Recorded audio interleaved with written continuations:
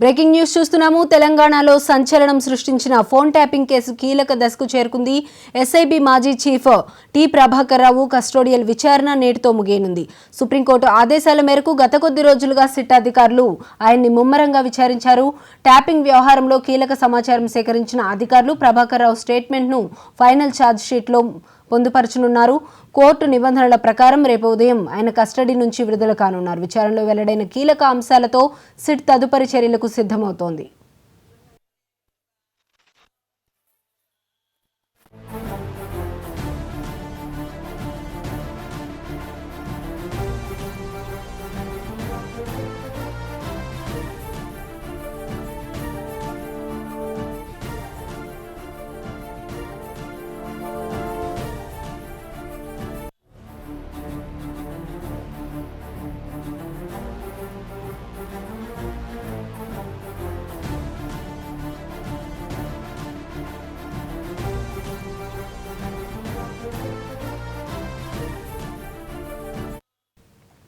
తెలంగాణలో సంచలనం సృష్టించిన ఫోన్ ట్యాపింగ్ కేసు కీలక దశకు చేరుకుంది.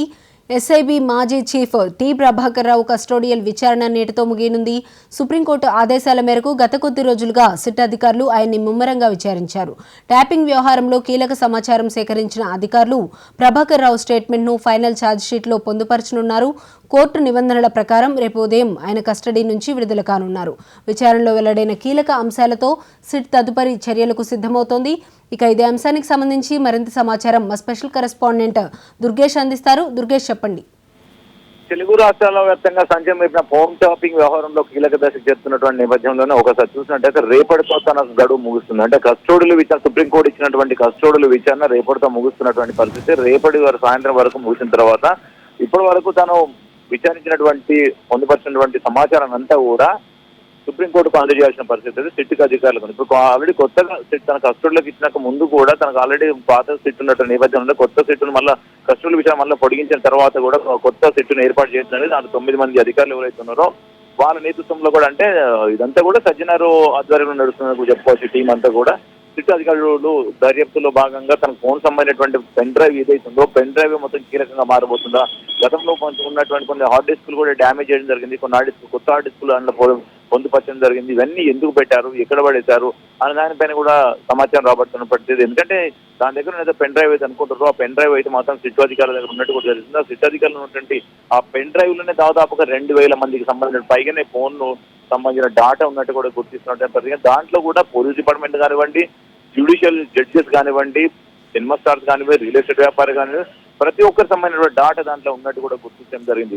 అదేవిధంగా ఈ కొంతమందికి గతంలో కూడా ఏదైతే సమాచారం ఇచ్చారో పెన్ డ్రైవ్లతో పాటు కూడా ల్యాప్టాప్ ఏదైతే ఉన్నదో తన ఎవరైతే ఉన్నాడో ప్రణీత్ రావు దగ్గర నుంచి తీసుకున్న ల్యాప్టాప్ లో కొంత సేకరించిన నేపథ్యంలోనే దాంట్లో 100 కొద్ది ఉన్నటువంటి పేర్లను కూడా బాధితులుగా ఉన్న వారిని కూడా స్టేట్మెంట్ రికార్డ్ చేయడం జరిగింది. వాళ్ళకి సంబంధించిన డాటా అంతా కూడా సేకరించారు. దాని ఆధారంగా కూడా కేసు కొలికి తీసుకొచ్చే ప్రయత్నం జరుగుతున్నటువంటి పరిస్థితి. ఎందుకంటే ఇప్పటి వరకు కూడా ప్రభాకర్ రావు ఏం చెప్తారనేది పైననే ఉత్కంఠమైన వార్తం నెలకొన్నట్టు. ఎవరి పేరు చెప్తారు, ఎవరు ఆదేశాల ప్రకారం ఇతను ఫోన్ ట్యాపింగ్ పాల్పడ్డాడు అని దానిపైన కూడా నడుస్తున్నటువంటి పరిస్థితి. ఎందుకంటే వీళ్ళందరూ కింది స్థాయిలో ఉన్నటువంటి ఓజీ రాధాకిషన్ రావు కానివ్వండి, భుజంగరావు, తిరుపతన్న, ప్రణీత్ రావు వీళ్ళందరూ కూడా కేవలము ఎస్ఐబి చీఫ్ గా ఉన్న ప్రభాకర్ రావు ఆదేశాల మేరకు మేము ఈ ఫోన్ ట్యాపింగ్ పాల్పడ్డాము అని చెప్పేసి వాళ్ళు సిట్టుకు చెప్పినటువంటి పరిస్థితి మనం చూస్తాము. అదే ఎందుకంటే వాళ్ళు తిన ఆదేశాల మేరకు వీళ్ళు కింది స్థాయి అధికారులు మళ్ళీ తినకి ఎవరు ఆదేశాలు జారీ చేశారు, ఎవరి ఆదేశాల మేరకు ఎవరి మెప్పు కోసం ఈ ఫోన్ ట్యాపింగ్ పాల్పడ్డాడు దానిపైన కూడా సిట్టు అధికారులు కస్టోడియల్ విచారణ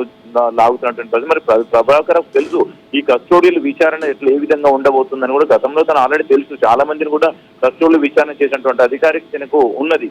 ఆ తప్పించుకునే ప్రయత్నం కూడా తనకు ఉన్నది. ఎందుకంటే ఆల్రెడీ నార్మల్ కస్టడీ విచారణ వేరు, అదుపులో తీసుకొని విచారించడం వేరు, కస్టోడియల్ విచారణ వేరు. ఈ కస్టోడియల్ విచారణలో తనకు ఎటువంటి మెలికలు ఉన్నాయి, ఎట్లా తప్పించుకోవాలన్న ఖచ్చితంగా తనకు తెలుసు. కనుక నేను ఎవరి పేరు చెప్తాడని లాగే ప్రయత్నంలో సిట్ అధికారులు పక్కన భావిస్తున్నటువంటి పరిస్థితిలో తను ఎవరి పేరు చెప్పబోతారని ఇప్పుడు ఉత్కంఠగా. ఎందుకంటే ఈ కేసు అంతా కూడా కీలక దశకు చేర్చాలి అంటే ఖచ్చితంగా ప్రభాకర్ రావు విప్పాల నోరు విప్పితేనే అది బయటపడే అవకాశం. అంటే గతంలో ఉన్నట్టు ఓఎస్గా ఉన్నట్టు రాజశేఖర్ రెడ్డి ఎవరైతే ఉన్నారో తను కొన్ని నంబర్లు ఇచ్చాడని కూడా చెప్తున్న పరిస్థితి. మరి తను ఎవరు నంబర్లు ఇచ్చారు, తనకు ఎవరు నెంబర్లు ఇవ్వమని చెప్పారు? ఎందుకంటే తన గతంలో ఓఎస్డీ ఉన్న నేపథ్యంలోనే ఒక తెలంగాణ రాష్ట్ర పోలీస్ శాఖని తను శాసించినటువంటి పరిస్థితి ఉందంటే పోలీస్ డిపార్ట్మెంట్ లో ప్రతి ఒక్కరికి తెలుసు. ఎందుకంటే పోస్టింగులు ఎవరికి ఎక్కడ ఇవ్వాలనేది కూడా అంతా కూడా రాజశేఖర రెడ్డి కూడా కనుసన్నలో జరిగిందనే విషయం గతంలో కూడా తెలిసినటువంటి పరిస్థితి. మరి పోలీస్ డిపార్ట్మెంట్ లో కొంతమంది వ్యతిరేకంగా పనులు చేస్తున్నారనే ఉద్దేశంతోనే వాళ్ళ ఫోన్లు కూడా ట్యాపింగ్ లకు పాల్పడ్డాడు రాజశేఖర రెడ్డి ఇచ్చాడు అనేది ఒక ప్రధానమైనటువంటి ఆరోపణ అయితే వినబడుతున్నది. మరి అదంతా కూడా తన గతంలో కూడా తనను కూడా సిట్టు అధికారులు కూడా విచారించినటువంటి పరిస్థితి ఉన్నది. స్టేట్మెంట్ రికార్డు కూడా చేయడం జరిగింది. మరి తను ఎన్ని నెంబర్లు ఇచ్చాడు, తన నెంబర్లు ఎవరు ఈమంటే ఇచ్చారు అన్న దానిపైన కూడా ఊపిలాగా ప్రయత్నం జరుగుతుందని చెప్పేసి ఇదంతా కూడా ఒకరు చేసినట్టు కాదు, ఇది ప్రతి ఒక్క చైన్ లింక్ ఉన్నట్టు కూడా స్పష్టంగా ఇక్కడ అర్థమవుతుంది. మరి ఇదంతా కూడా చూసినట్టయితే మనము గత 2-3 రోజుల నుంచి వైరల్ అవుతున్నటువంటి మాటలు అయితే చూస్తున్నాము. ఇదంతా కూడా గత ముఖ్యమంత్రి ఆదేశాల మేరకు చేశారా, గతంలో ఉన్నటువంటి వారు ఎవరు చేశారా దానిపైన కూడా వాళ్ళు నోటీసులు ఇస్తారు అనేది ఒక ప్రచారం అయితే జరుగుతున్నది. మరి అసెంబ్లీ సమావేశాల తర్వాత మరి కేటీఆర్ కానివ్వండి, కేసీఆర్ కానీ, హరీష్ రావు కానీ వీళ్ళ ముగ్గురికి నోటీసులు ఇచ్చేస్తున్నాను ఇచ్చే అవకాశం అని చెప్పి ఒక ప్రచారం అయితే జరుగుతుంది. మరి ఈ ప్రచారం ఎవరు చేస్తున్నారు?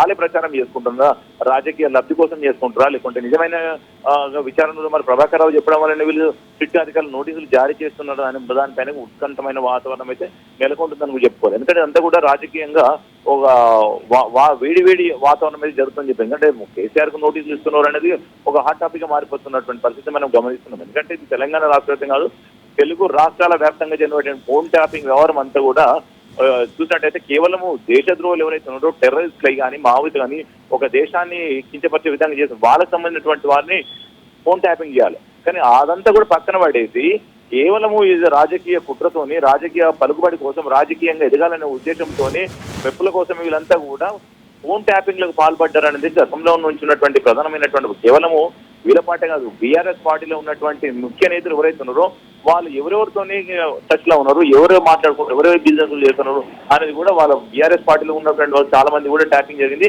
అందులో కూడా కవిత ఫోన్ ట్యాపింగ్ జరిగిందని చెప్పి గతంలో కూడా చూసాము. అదేవిధంగా ఏపీలో చూసుకున్నట్టయితే షర్మిల ఫోన్ కూడా ట్యాపింగ్ జరిగినటువంటి పరిస్థితి గతంలో కూడా చూసాము.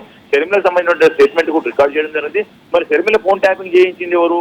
జగన్మోహన్ రెడ్డి అనేది కూడా గతంలో ఉన్నటువంటి మాటలు అయితే విన్నాం. ఎందుకంటే ఇప్పుడు ఇక్కడ కేసీఆర్ కూతురు అయినటువంటి కవిత కూడా ఫోన్ ట్యాపింగ్ చేశారు, మరి అక్కడ ఆమె చేశారు, ఇద్దరు చేశారు. అంటే ఇటువంటి ఫోన్ ట్యాపింగ్ ఇంకా ఎంతమంది చేశారు అని దానిపైన కూడా సిట్టు అధికారులు మొత్తం మీద ప్రయత్నం చేస్తాను కూడా చెప్పుకోవచ్చు.